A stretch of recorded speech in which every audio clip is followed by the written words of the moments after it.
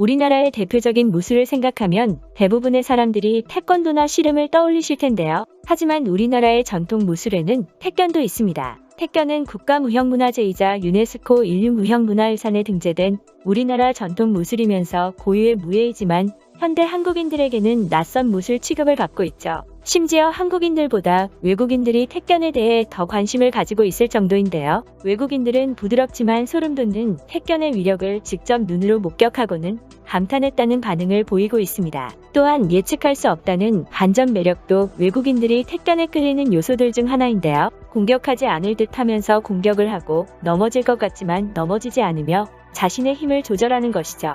이로 인해 현재는 태권을 배우는 외국인들도 많으며 해외에서는 태권 도장들도 생겨나는 추세입니다. 하지만 안타깝게도 정작 우리나라의 일부 국민들은 태권의 위력이 어느 정도인지 알지 못하고 그저 실전성이 낮은 무술이라며 비판적인 경향을 보이고 있는데요. 외국인들을 태권에 푹 빠지게 만든 태권의 강력함과 우리나라의 고유 무술인 태권을 전파하고 있는 외국인들에 대해 자세히 알아보겠습니다. 이로부터 전해져 온 우리나라의 고유 무술인 태권은 일제강점기라는 우리나라의 아픈 역사를 함께 겪으며 버텨온 무술인데요. 일제강점기 당시 우리나라를 강탈한 일본은 한국 문화말살 정책의 일환으로 우리 민족의 역사와 언어뿐만이 아니라 고유 무술인 태권 역시도 금지하고 탄압했습니다. 한국의 고유 무술인 태권을 통해 일본에 대한 저항 정신이 강화되는 것을 예방하고 태권 수련이나 대결을 이유로 사람들이 모여 독립을 논하는 것을 막기 위한 일본의 조치였죠. 기록을 살펴보면 태권꾼들의 일본 순사들이부터 밀착 감시를 하거나 태권이라는 말만 들어도 모조리 잡아갔기 때문에 태권을 배우기는 사실상 불가능했다고 하는데요. 일본의 감시와 탄압이 얼마나 심했으면 20년이 채 되지 않은 1937년의 조선신문에는 조선에는 예전부터 전해왔고 다른 나라에서는 볼 수 없는 무술로 태권이라는 것이 있었는데 지금은 없어졌습니다라는 기고문이 실리기도 했었죠. 하지만 다행스럽게도 조선의 마지막 태권꾼이라 불리는 송덕기 선생의 노력으로 우리나라 고유 무술인 태권은 명맥을 유지할 수 있었고 우리 후손들도 선조들의 무술인 태권을 접할 수 있게 되었습니다. 송덕기 선생 역시도 일제강점기를 겪으면서 가족들이나 지인들에 의해 태권을 하는 것을 만류당하기도 했었는데요. 하지만 그는 아무도 보지 못하는 자신만의 공간에서 태권을 꾸준히 수련해내었고 광복 이후에는 TV나 다양한 행사 대회에서 태권 시범을 직접 펼쳐 보이며 전통 무술인 태권을 다시금 많은 사람들에게 알렸습니다. 송덕기 선생과 많은 태권꾼들의 노력으로 현재는 한국 전역의 100여 개에 달하는 교육센터에서 태권을 보존하고 계승하려는 노력을 이어가고 있을 뿐만 아니라 외국인들도 태권을 배워 자국에서 도장을 차리고 제자들을 길러내고 있는데요. 하지만 한국인들 중에는 여전히 태권이 실전에 약하거나 무술이 아닌 민속놀이에 가깝다는 부정적인 인식을 가진 사람들이 많습니다. 태권은 언뜻 보기에 춤과 같은 모습으로 인해 전투력이 낮아 보이기도 하지만 엄청난 유연성과 힘을 이용하여 믿을 수 없는 파괴력을 발휘하는데요. 실제 로드FC의 정식 아마추어 리그 종합격투기에서 일방적으로 당하기만 하던 선수가 태권 발차기 한 방으로 KO 승리를 얻어내 화제가 된 적이 있었습니다.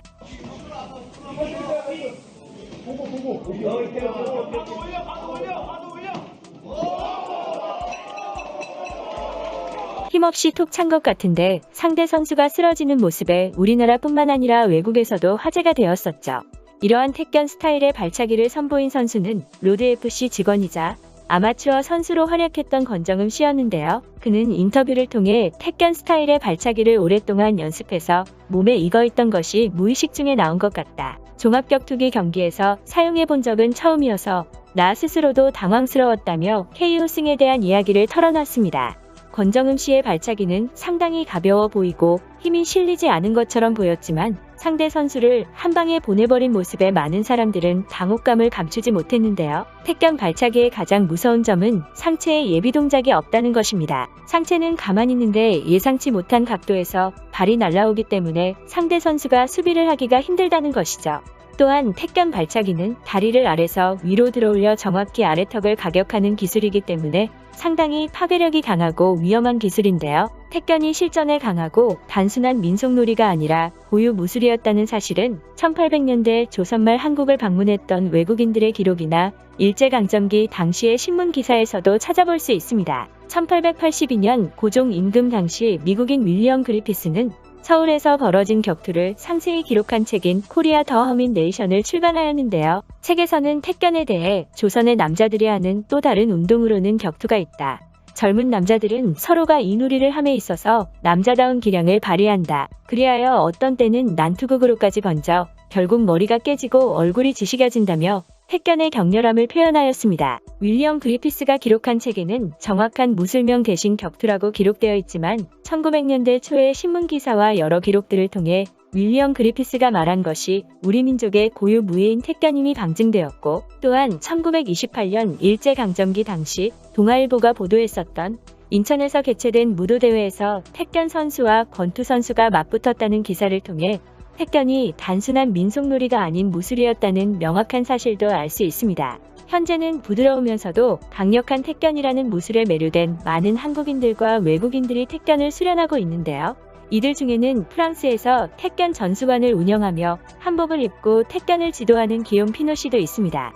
기욤 피노씨는 프랑스 전통무예인 사마테는 물론 유도와 합기도를 수련했고 태권도 또한 이란을 보유하고 있을 정도로 전통무예에 관심이 많았었는데요. 프랑스인이지만 우연히 본 택견 경기를 통해 부드러우면서 강한 택견 기술에 매료된 기욤 피노씨는 2008년부터 서울 동작구에 위치한 택견 전수관에 다니며 수련에 매진하였고 2010년에는 택견 공인 사단을 취득하며 본국인 프랑스에 돌아가 택견 전수관을 세우고 택견을 보급하기 시작했습니다. 프랑스 전통무예부터 유도, 합기도 등 다양한 무술을 수련했지만 한국의 전통 무예인 택견에 정착한 것인데요. 2016년에는 택견 공인 5단까지 승단했던 기욤 피노씨는 택견을 수련하면 몸짓에서 나오는 흥과 신명을 통해 한국의 전통을 느낄 수 있다며 택견을 극찬하기도 했습니다. 기욤 피노씨가 한국인들의 관심을 받게 된 것은 코로나 사태로 전수관을 휴관하고 유튜브로 택견 수업을 진행하면서부터인데요. 기욤 피노씨는 한복을 입고 미투리를 신은 채로 택견 강의를 진행할 뿐만 아니라 기합 소리와 택견 동작에서 유창한 한국어를 사용하고 영상의 자막 또한 한국어로 제작하여 한국인들에게 깊은 인상을 남기기도 했죠. 호주 시드니의 마크 언더우드 씨도 택견에 매료된 외국인들 중 한 명으로 한국의 택견을 알리는 데 힘쓰고 있습니다. 마크 언더우드 씨는 택견뿐만 아니라 태권도와 해동검도 등 5개의 한국 전통무술 유단자일 만큼 한국의 전통무술에 많은 관심을 보이고 있는데요. 그는 한국에서 우연히 택견을 접한 후 택견의 매력에 푹 빠져 호주에서 택견 전수관을 운영하는 동시에 세미나를 통해 한국의 택견을 알리는 데 힘쓰고 있다고 합니다. 마크 언더우드 씨는 택견에 대해 자기 방어력을 기르는 동시에 건강을 유지할 수 있는 강한 무술이라고 극찬하였는데요. 그의 노력으로 인해 몇 년 전까지만 해도 호주에서는 한 곳도 찾아볼 수 없던 택견 체육관이 현재는 3곳이나 생겨났습니다. 그러면 우리나라의 고유 무술을 익히고 전파하는 많은 한국인들과 한국인 못지않게 택견을 사랑해주고 알리기 위해 노력하는 외국인들에게 감사 인사를 드리면서 오늘 이야기는 여기까지 하도록 하겠습니다. 시청해주셔서 감사합니다.